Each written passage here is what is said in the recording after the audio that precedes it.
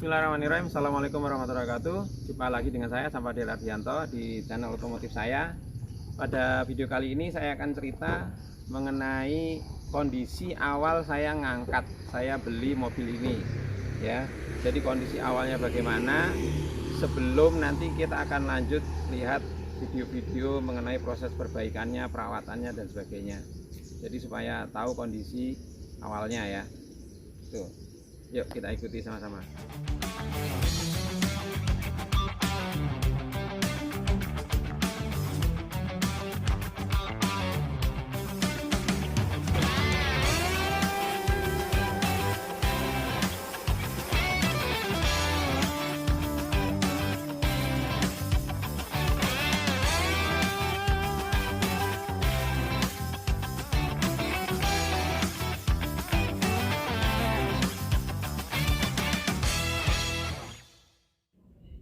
Sebelum lanjut videonya, buat teman-teman yang belum subscribe, yuk dukung channel ini dengan subscribe, klik like, share, dan komen-komen di bawah.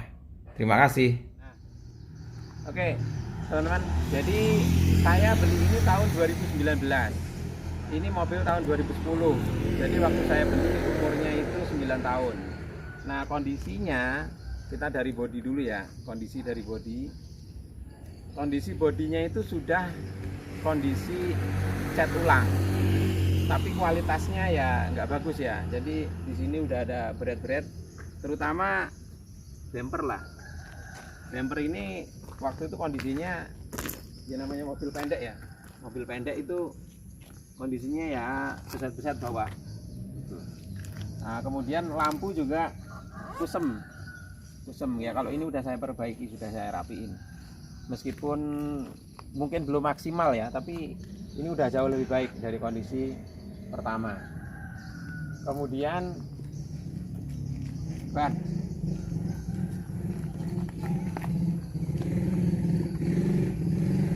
kondisi ban ketika saya beli masih pakai pelek aslinya ring 17 RFT, masih RFT, tapi beda-beda merek ya, beda-beda merek. Karena yang ini yang pemilik sebelumnya, tangan ketiganya ini nggak mau ngerawat lah ya, jadi belinya ya beli ban bekas. Jadi ada satunya Cintaruto itu, kemudian Pirelli, kemudian ada Bridgestone nya itu tahun 2014 2013 gitu, tahun ininya, tahun pembuatan bannya. Jadi memang ban-ban RFT bekas, beda-beda gitu. Dan sensornya nyala terus karena satunya, bahkan satu bannya beda ukuran, sehingga dia nggak pernah bisa imbang ya. Jadi sensornya nyala terus, menganggap bahwa ini mobil ini bannya kempes. Nah, selanjutnya saya cerita mengenai mesinnya. Ya.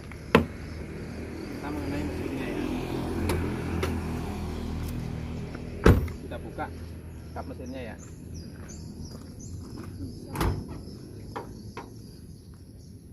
Ketika saya beli ini kan udah hidrolik nih, bahkan hidroliknya aja itu udah nggak jalan, jadi dia harus dipegangin. Nah, jadi saya yang pertama beli itu adalah hidrolik untuk kap mesin ini, karena nggak bisa kita nyaman untuk ngecek mesin sebelum ininya, hidroliknya bisa berfungsi ya. Jadi kondisinya hidrolik kap mesin aja itu rusak ya. Kemudian ini aslinya nggak ada nih, insulator ini aslinya nggak ada. Ini saya udah beli ya.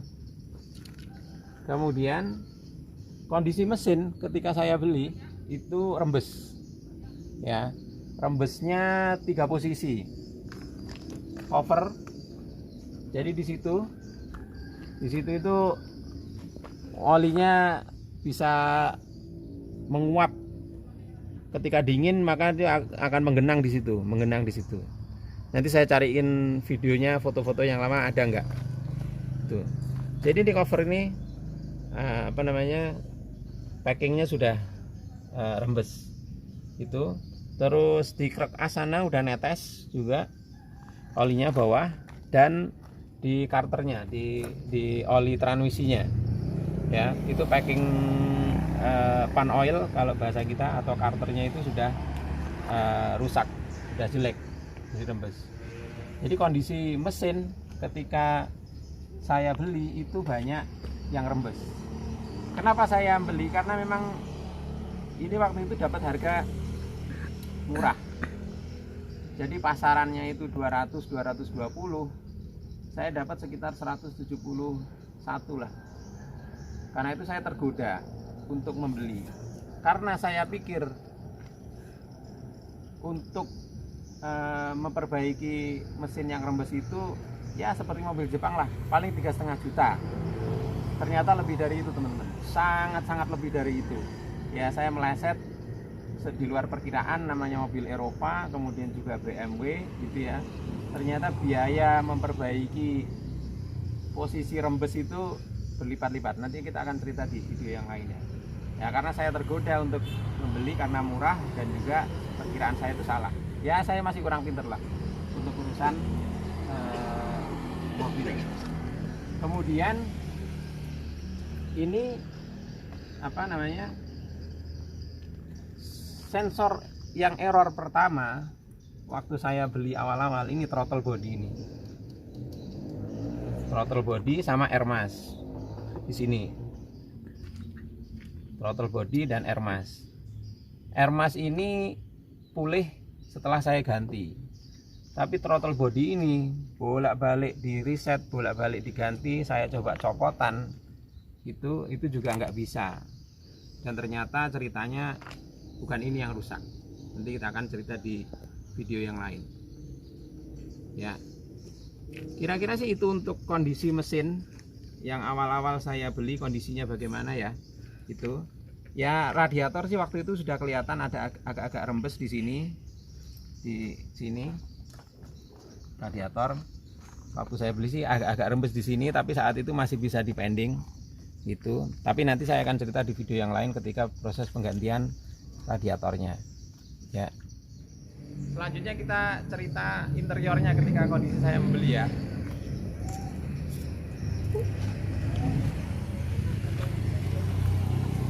Nah, interior ketika saya beli ini tangan ketiganya itu perokok, buluk ya, jelas itu buluk ya. Saya pikir bisa dipulihkan ya, tapi ternyata susah ya, susah, nggak semudah perkiraan, nggak semudah perkiraan. Kita lihat aja nih contohnya di sini, contohnya di sini nih,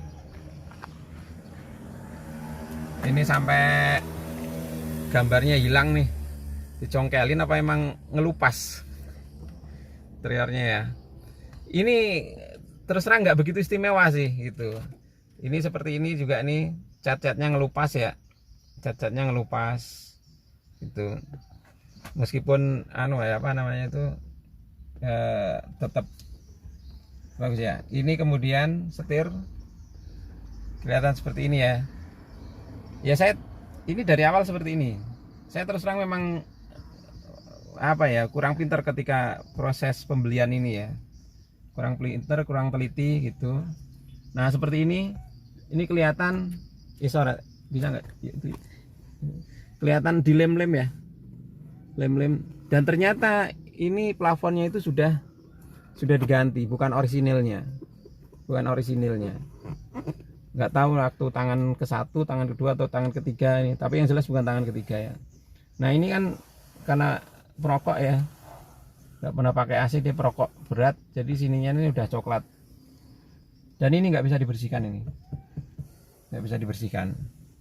Yang pudar-pudar atau kusam gini udah di salon, udah di ini, dia udah maksimal, nggak bisa juga diobat-obat ya. Nah ini plafonnya seperti ini, bisa nggak? Yuk ambil gambarnya. Ini udah apa namanya, melorot, udah meleot. Ininya juga udah nggak rapat, bukan aslinya ini ya, bukan aslinya. Aslinya bludru, apa kain ya, bludru juga udah melorot itu. Bahkan ini juga udah saya lem, ini udah saya lem, ini udah copot tuh ya. Terus ada yang patah satu di sini, nggak bisa dibuka, ini udah diperbaiki, dua-duanya udah bisa. Ada salah satu yang patah nggak bisa dibuka, ini kita bongkar kemudian diperbaiki ya. Kalau ini dashboard, panel dashboard sih masih bagus, soft touchnya masih bagus ya. Cuma memang sininya nih. Kemudian juga door trimnya ini ya plastiknya masih oke, tapi door trimnya ini udah nggak bisa rapet ya, udah nggak bisa rapet. Ini udah saya repair nih, tapi akhirnya lepas lagi. Udah saya repair tapi lepas lagi. Nantilah.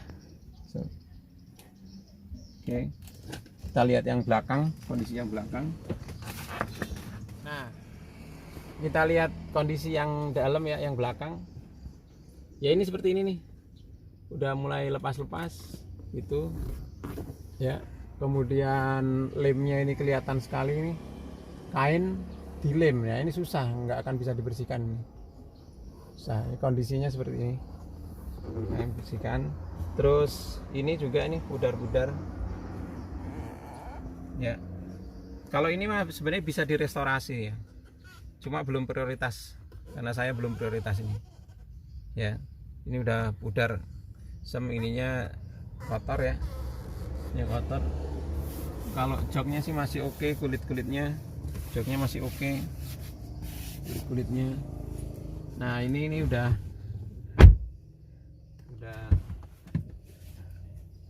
pudar. Ini udah bongkaran juga ini door trimnya ya, udah retak-retak kondisinya, bolong ya.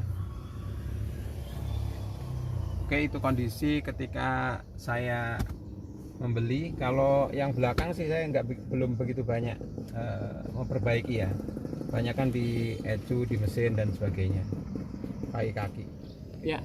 Itu tadi kondisi ketika saya membeli mobil ini ya, saya udah ceritakan tadi ya, terutama mesin itu parah, dan untuk ukuran mobil Eropa ternyata nggak sesuai perkiraan saya ya, biayanya mahal sekali ya, rembes, bahkan ngebul itu saya sampai turun setengah mesin itu ngebul, dan nggak murah untuk mobil Eropa BMW, dan itu juga harus dilakukan di luar bengkel resmi supaya harganya terjangkau, harganya masuk.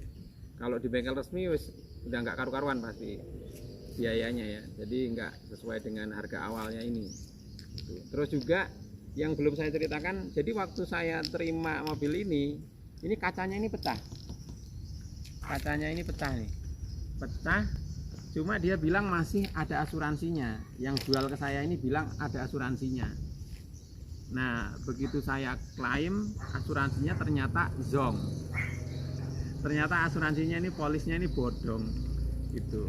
Jadi ada polisnya gitu, tapi preminya nggak dibayar. Ketika saya klaim nggak ditanggung sama asuransi, sehingga mau nggak mau saya membiayai sendiri untuk penggantian kaca ini, dan tidak di bengkel resmi. Nanti saya cerita di bagian lain. Nah, harga ketika saya membeli ini itu 176 juta, sudah termasuk polis asuransi all risk 5 juta yang ternyata zonk itu, yang ternyata bodong itu. Pajak ketika saya membeli ini 6 jutaan lah, 6 jutaan. Jadi kalau teman-teman punya gambaran nanti, kalau sekarang nih kira-kira tahun 2022 2023 nanti harganya berapa ya, kira-kira aja nanti. Ketika saat itu sih pasaran umumnya sih 200-an juta.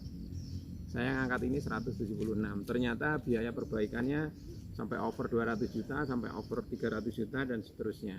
Nanti kita akan cerita di video yang lain.